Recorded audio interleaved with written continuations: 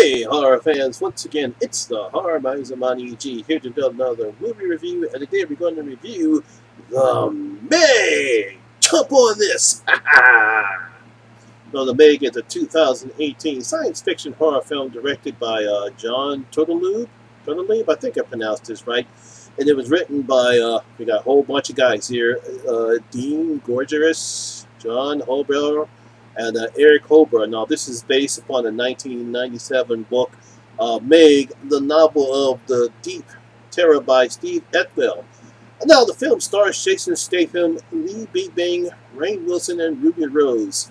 It basically follows a group of scientists who must stop a 75-foot-long, or 23-inch meter, megalodon shark from terrorizing the beach. Now, some interesting facts about this film. Disney originally purchased the film rights of the book back in the 1990s, but unfortunately, after several years in developmental hell, the project just landed on the feet of Warner Brothers. Turteltaub, who I'm pretty sure you're familiar, he actually did National Treasure films. He actually did The Sorcerer's Apprentice as well. And much of the cast joined in September 2016. They began filming in New Zealand. Now, this is a American-Chinese co-production. And let's talk about The Meg. Now, we get a cold opening where Jason Statham's character, Jonas Taylor, is rescuing some people trapped in a submarine. And unfortunately, he has to leave two of his best friends behind in order to save everybody else. And of course, we get the typical cliche you get the typical cliche whatchamacallit, where unfortunately he can no longer do what he does best, and that's a deep sea dive rescue. Cut ahead to 5 years later, and we now get this nice, I think it's Merman 1. I think I pronounced that right. I forget. I think it's called Merman 1. This nice giant research facility that's on the ocean floor, and they're about to discover this new mass of environmental mass that's hidden underneath there for years. And unfortunately, they're attacked by the same thing that Jonas Taylor attacked, that attacked his people 5 years ago. So, of course, what do? They actually have to go get him. You gotta go save the people that's there. Well, I don't want to do it. I don't do that shit anymore. But, he's going to do it anyway. So we get the cliched hero back and again.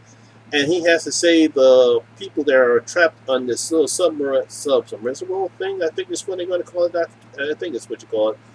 And that's basically what the premise is about. Now, of course, they discovered that the megalodon is there, and they have to stop it from making a big chunk in the food chain.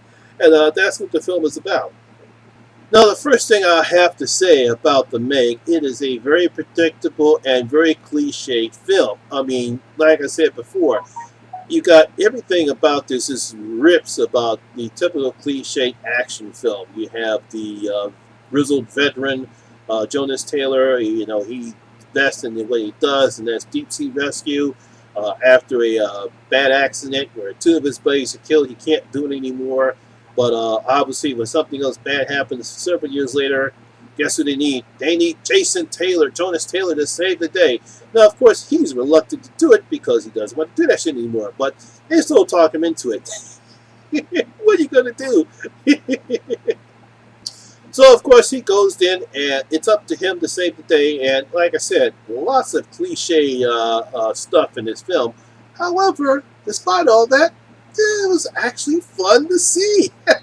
Think about all those dumbass megalodon movies that we saw on the Sci-Fi Channel all those times, and we finally actually get one that's rather enjoyable. I had fun with this film, despite the ridiculousness of it.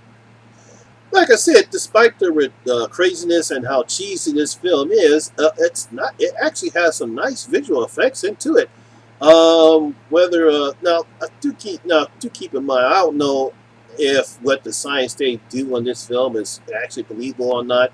Well, I understand most scientists believe there's no way in the world that a prehistoric shark, a megalodon, can actually survive in this type of environment that it is now. Back during the Cretaceous period, if I remember that, I think they existed before the Cretaceous period. I don't know, but there's no way in the world that a megalodon would survive in today's world. But you still have to give them credit. They actually had a great time. I actually had a great time watching this film. And like I said, despite the ridiculousness of the plot and the storyline, it's actually a fun movie. Obviously, what drives this film is Jason Statham's acting. He does what he does best. He gives that nice little growl. He does his great leading man great. Now, of course, he has no one that he doesn't kick ass in this film because there's no one to beat up. But he does a pretty good job in this film, being what he does best. And that's being a grizzled hero or anti-hero, whatever he does in some of these films. What also drives the film is his Lee Bing Bang. He and Lee Bing Bang have great chemistry together, and I really enjoyed their playfulness that they do back and forth. Even I think the child, Sophia, she's also pretty good in this film. Now, she's not the typical the child's in danger cliche that we see in this film. Most of the scenes she's in, she does react to what a little kid does. I'm pretty sure you've seen this in the trailer when she sees the Medegla Meg coming up and bite the whatchamacallit. She acts like she's in danger, but she's pretty calm in dangerous situations. And she's wasn't annoying either. Now, the rest of the cast is pretty good too. We have Rainn Wilson. He plays the billionaire that funds this thing, and of course, he finds out that he's the bad guy and all this stuff later on in the film. And everyone else, we have Ruby Rose, and I think this is the best job she's done since I've seen her act. She's pretty good as the techie woman, and we have some pretty good other performances. Cliff Curtis, formerly from Fear of the Walking Dead, he's pretty good in his role. Yeah, despite all the cliche, whatchamacallit, the ridiculous of the plot, everyone does a pretty good job in here. And like I said, they do what they do best, and that's what they do best in this film. Now, of course, the main star of this film is the Meg herself.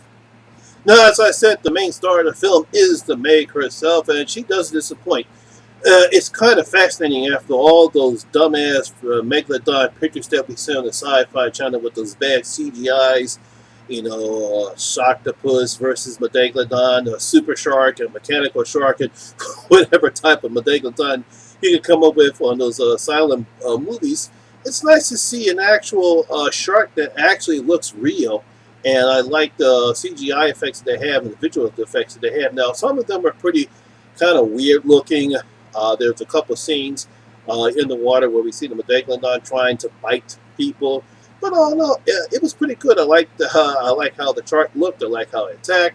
It had some nice tension to it, so I really appreciate what they did with the Megalodon in this film. Yes, the Meg. What do I think about it? Yeah, it's cheesy. It's predictable. It's full of cliches. Some of the people who, I saw some reviews have already ripped this film, but I actually enjoyed it. I think it's a nice, enjoyable film. Is it a great film? Of course not. Is it Jaws worthy? Oh, hell no. Yeah. But it's a nice, enjoyable film for you to relax and suspend your mind for about a good hour and a half. So, Horror Miser is going to open up his vote, and I'm going to give the Meg 3.5 out of my 5 gold coins. Yes, I'm going to give the Meg 3.5 out of my 5 gold coins. I love this movie. I enjoyed it, despite all the cheesiness, the ridiculousness of it, and the cliche of it. It's still a fun movie to see. So, my horror fans, what do you think? Have you seen the Meg? Do you think this was a good, worthy shark picture? Or do you think it's just one of those dumbass, bad shark movies that we've seen on the Sci-Fi Channel? Leave your comments down in the comment section below and tell me what you thought about the Meg. Well, that's my video for today, guys. Hope you did enjoy it. And if you did, please give it a thumbs up because it does help the channel out a lot. And once again, this is your first time here, please hit that subscribe button and ring that notification bell. That way you can come and enjoy the horror experience with me, the Horror Miser Monty G. And as always, all my social media links will be down in the description box below as well. Once again, my name is Lamont Smith, better known as the Horror Miser Monty G. And always remember, horror rules. Ha ha ha. Let's take a chomp out of that. Ha. See you guys later. 1, 2,